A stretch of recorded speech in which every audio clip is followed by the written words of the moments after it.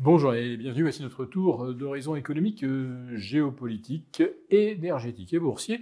Nous sommes le vendredi 27 septembre et pour comprendre comment tourne la planète finance, c'est sur l'inforruptible et nulle part ailleurs. La thématique du jour, ce sera plus on a de dettes, plus on a de pauvres. Allez, je commence par le chiffre du jour.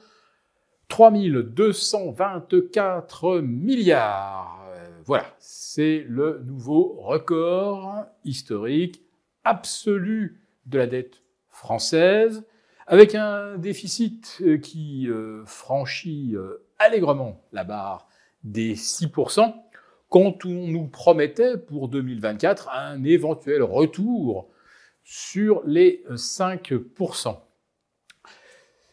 On a donc dépenser sans compter pour réduire la pauvreté? Ah non, alors pas du tout, vous n'y êtes pas. Une étude que je viens de découvrir, qui provient d'un organisme économique financé par Bruxelles, a calculé qu'en France, de 2015 à 2024, eh bien, le taux de pauvreté avait progressé de 2 points, pour franchir la barre des 15%, allez hop, on passe devant le Portugal, mais surtout, on est le seul pays qui, sur cette période, a vu le taux de pauvreté augmenter. Il s'est réduit à peu près partout, sauf en France. Donc, je reprends ce grand questionnement de ceux qui nous suivent, mais où va l'argent? C'est pas dans les services hospitaliers, c'est pas pour la sécurité des Français, et c'est pas non plus à la justice, puisque des anecdotes malheureuses s'enchaînent et qui démontrent que s'il n'y a pas laxisme, en tout cas, il y a impossibilité de fonctionner et d'appliquer les peines prononcées. Donc la France file un très mauvais coton et ça commence à se voir, y compris quand on regarde nos créanciers, qui préfèrent aujourd'hui acheter du 5 ans grec, des emprunts à 5 ans grec, plutôt que français. Il y a maintenant un écart de 12 points de base que les Grecs payent en moins par rapport à la France. Et on a également maintenant des emprunts espagnols, des bonos, qui affichent une cotation supérieure à celle de nos OAT, puisqu'il y a maintenant environ 3 à 4 points en faveur des bonos. L'Espagne se refinance aux alentours de 2,93% et la France à 2,97%.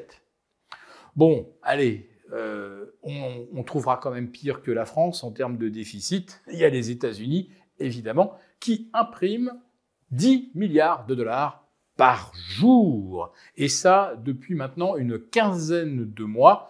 Donc, la dette américaine atteint 35 450 milliards de dollars. C'est donc 10 fois la dette de la France.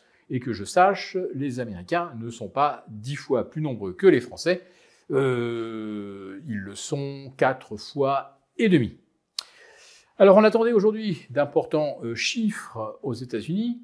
L'inflation. Ah, toujours l'inflation, parce que ça conditionne évidemment l'attitude et la stratégie de la Fed. Eh bien, on a tout lieu de se réjouir, puisque l'inflation PCE du panier de la ménagère vient de reculer à 2,2%. Ça y est, on y est presque à l'objectif des 2% de la Banque centrale. Mais d'un autre côté, on a un taux de déficit américain qui n'est pas de 6% comme on peut le lire, mais qui est bien de 8%, et ce donc à 5 semaines des présidentielles américaines. Autrement dit, l'administration démocrate a dépensé sans compter pour maintenir l'économie et la croissance en lévitation. Mais ça ne trompe personne parce que l'emploi se dégrade. Alors pas au niveau des chiffres hebdomadaires. Hier, on a eu la surprise d'avoir une baisse de moins 4 000. En revanche, les emplois à plein temps disparaissent à un rythme de plus de 100 000 par mois depuis un an. Et puis on a également le consommateur américain qui n'y arrive plus vraiment. Hausse des dépenses de 0,2% au mois d'août. Et on espérait plutôt que ça tournerait aux alentours de 0,4%. Et autre symptôme que ça ne va pas si bien que ça du côté du marché du travail, les revenus des Américains n'ont progressé que de 0,2%, là où on attendait également plus 0,4%. Donc les États-Unis sont dans une situation budgétaire en fait pire que la France, et on nous oppose à chaque fois le fait qu'ils ont plus de croissance. Oui, mais si vous imprimez 8 $ pour faire 3%, ou plutôt 3 $ de PIB supplémentaire, c'est intenable. Or, ces 3% de croissance américaine, évidemment, ils ne seront plus là en fin d'année. On sera plutôt aux alentours de 2%. Mais la semaine va s'achever sur un nouveau rallye haussier de Wall Street avec 3-4 records historiques consécutifs pour le S&P, pour le Dow Jones. Et ça y est, donc, on est sur un 44e record absolu pour le S&P. Comme je le disais au cours de chroniques précédentes, ça sentait la planche à billets. Eh bien, elle n'est pas venue en Europe, elle est arrivée de Chine, un plan de 285 milliards d'équivalents dollars de relance, mais à l'échelle de la Chine et de ses 18 500 milliards de PIB, ce n'est pas si important que ça, puisqu'on parle de 285 milliards en Chine et aux États-Unis, sur un an, on est à plus 3 500 milliards. Nous avons conçu à votre attention un rapport spécial que vous obtiendrez gratuitement en cliquant dans le lien en description de cette vidéo. Un rapport spécial qui analyse toutes les conséquences économiques, financières et patrimoniales.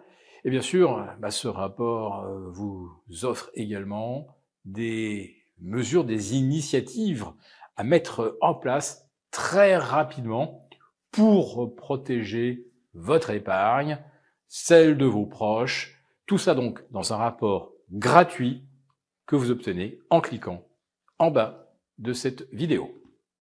Merci beaucoup d'avoir regardé cette vidéo. N'hésitez pas à réagir dans les commentaires ou à liker et partager cette vidéo si le contenu vous a plu. Et pour ne rater aucune de nos prochaines émissions, vous pouvez vous abonner à notre chaîne et activer les notifications. Et pour plus de contenu, n'oubliez pas que le dernier rapport rédigé par nos experts est accessible en cliquant sur le lien de description. On se retrouve tout de suite dans les commentaires et je vous dis à très bientôt pour une prochaine vidéo.